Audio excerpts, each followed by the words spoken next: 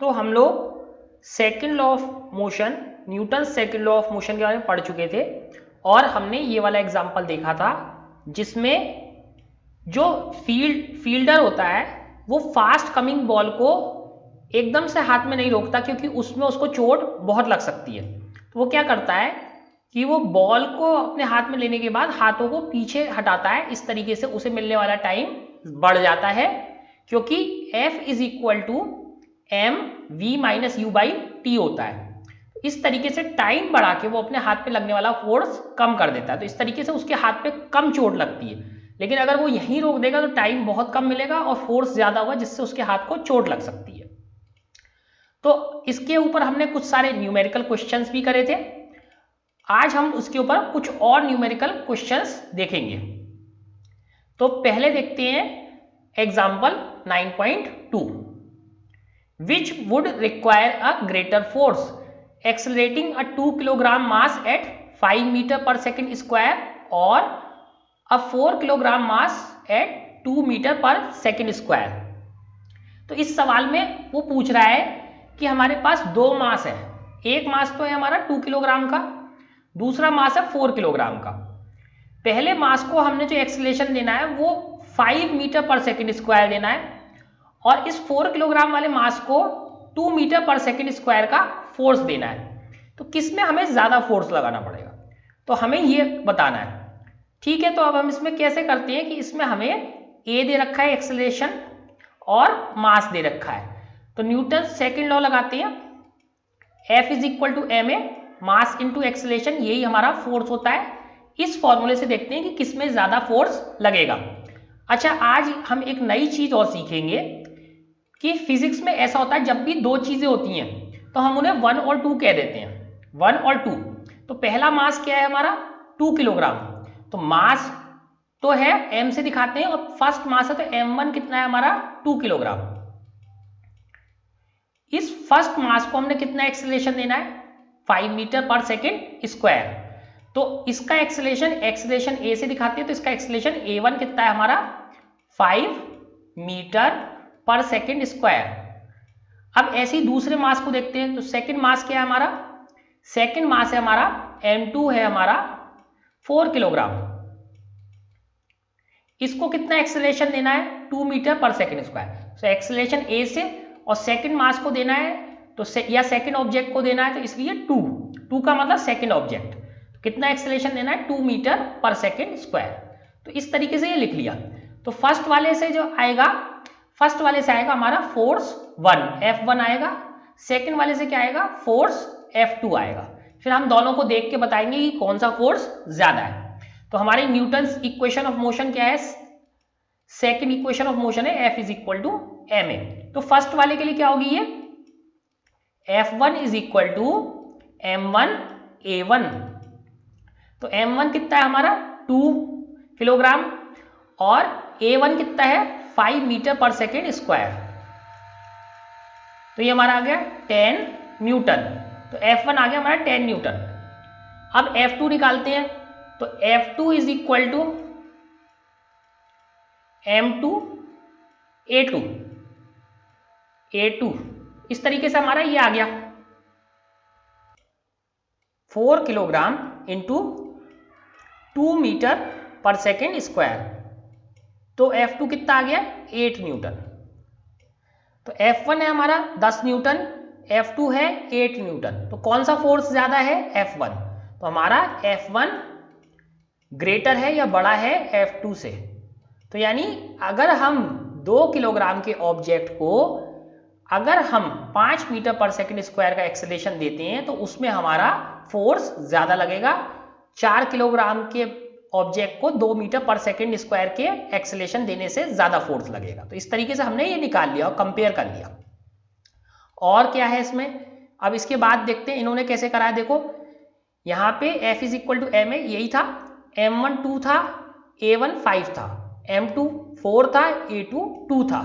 तो F1 निकाला, F1 कितना आया था 10 न्यूटन, F2 कितना आया था 8 न्यूटन। तो यही हमने करा था और F1 क्या था ग्रेटर था। Thus accelerating a 2 kilogram mass at 5 meter per second square would require greater force। तो इसका मतलब क्या है कि 2 किलोग्राम के मास को 5 मीटर पर सेकंड स्क्वायर का एक्सीलरेशन देने में ज्यादा फोर्स लगेगा। तो ये हमारा एग्जाम्पल 9.2 हो गया। अब आते हैं हम एग्जाम्पल 9.3 पर।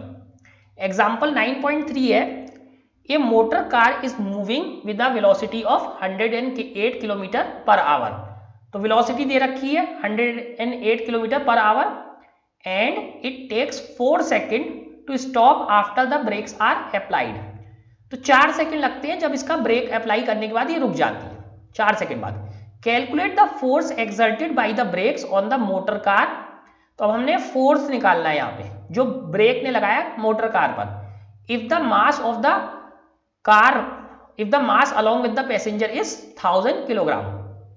तो उसमें मोटर कार में कुछ पैसेंजर बैठे हैं, पैसेंजर के साथ इस कार का मास कितना है 1000 किलोग्राम। वेलोसिटी कितनी वेलोसिटी से चल रही है 108 किलोमीटर पर आवर। ये मीटर पर सेकंड में नहीं है, हमें मीटर पर सेकंड में निकालनी पड़ेगी। और ब्रेक लगाने के कितने सेकंड बाद रुकती है 4 सेकंड बाद। 4 सेकंड बाद ये रुक गई। तो हमें क्या निकालना है, हमें फोर्स निकालना है कि ब्रेक ने कितना फोर्स लगाया कार पे कि वो कार रुक गई। तो इसे सॉल्व करते हैं। तो सॉल्व करने के लिए सबसे पहले तो हमें क्या है वेलोसिटी निकालनी पड़ेगी मीटर पर सेकंड में। तो सबसे पहले जो वेलोसिटी है इनिशियल वेलोसिटी है u दे रखी है 108 किलोमीटर पर आवर और ये इनिशियल वेलोसिटी है, ये इनिशियल वाली है। क्यों, फाइनल वेलोसिटी तो वो रुक गई, फाइनल वेलोसिटी कितनी हो गई 0, फाइनल वेलोसिटी हो गई 0। तो देखते हैं सबसे पहले तो initial velocity u is equal to 108 kilometre per hour. तो इसको मीटर पर सेकंड में चेंज करते हैं। तो 108 इंटू ऊपर किलोमीटर तो मीटर में बनाने के लिए 1000 से मल्टीप्लाई, नीचे आवर है तो 1 इंटू 3600 सेकेंड। तो इस तरीके से हम करते हैं। 20 से 20 गए, अगर आप डिवाइड करोगे 36 से 108 को तो 12 से डिवाइड करो, ये 9 आया और ये 3 आया। फिर इस 3 से 9 को डिवाइड करो 3 आ गया। तो 3 इंटू 10 यानी 30 मीटर पर सेकेंड की स्पीड है। स्पीड मीटर पर सेकेंड में कितनी आ गई 30 मीटर पर सेकेंड। तो इनिशियल स्पीड हो गई उसकी 30 मीटर पर सेकेंड और फाइनल वेलोसिटी या फाइनल स्पीड कितनी है 0। सो इनिशियल 30 मीटर पर सेकेंड, फाइनल 0 मीटर पर second. The total mass of the motor car along with the passenger is 1000 kilogram. तो मास हमें कितना दे रखा है 1000 किलोग्राम। टाइम कितना लगता है 4 सेकेंड। ठीक है, अब हमें ब्रेक ने कितना फोर्स लगाया ये बताना है। तो हमें ब्रेक ने कितना फोर्स लगाया तो ये बताना है। तो सबसे पहले F इज इक्वल टू हमारा फॉर्मूला क्या है एम ए, और A की वैल्यू क्या होती है V minus U upon T। तो ये फॉर्मूला होता है। तो इसमें वैल्यू पुट करते हैं। तो M कितना है हमारा 1000 किलोग्राम, V कितना था 0, U कितना है 30 और माइनस तो साइन में पहले से ही है तो U 30। तो ये तो ऊपर का पार्ट आ गया। डाउन में क्या है हमारे पास 4, डाउन में 4। तो ऊपर हमारे पास आ गया दिस, ये आया 1000 इंटू 30, 30,000 हो गया 30,000। नीचे कितना है 4। अब इसकी अगर हम डिवाइड करेंगे तो हमारे पास आ जाएगा 7,500, 7,500। लेकिन यहां पे साइन क्या है माइनस, तो ये माइनस 7,500 न्यूटन आ गया। सो माइनस 7,500 न्यूटन हमारा फोर्स आ गया। माइनस का मतलब क्या है कि फोर्स वेलोसिटी की अपोजिट डायरेक्शन में है या फोर्स लगाने पे कार की स्पीड क्या हो रही है कम हो रही है। The negative sign tells us that the force exerted by brakes is opposite to the direction of motion of motor car। तो इससे हमें नेगेटिव साइन से क्या पता चलता है, जैसे कि हमने देख चुके हैं कि फोर्स अगर कार ये इस डायरेक्शन में जा रही है और फोर्स अपोजिट डायरेक्शन में, तो इसका मतलब क्या है, इसका मीनिंग ये है कि जो ये फोर्स है ये कार की डायरेक्शन जो मोशन की है उसके अपोजिट है और ये इसकी स्पीड को स्लो करेगा। इसीलिए यहां पे हमारा कितना आया है 7,500 newton but with a negative sign. और हमने क्या करा था यहाँ पे same F is equal to m a use करा था और A की वैल्यू क्या होती है V minus U by T. तो इस तरीके से हमने इसको सॉल्व करा था। और निगेटिव फोर्स का मीनिंग है कि जो फोर्स है वो हमारी डायरेक्शन के अपोजिट है, यानी वो मोशन का अपोज कर रहा है, या स्पीड हमारी कम होती चली जाएगी। तो स्पीड कम हो रही है, पहले 30 मीटर पर सेकेंड थी, फिर 0 हो गई, तो स्पीड कम हो रही है।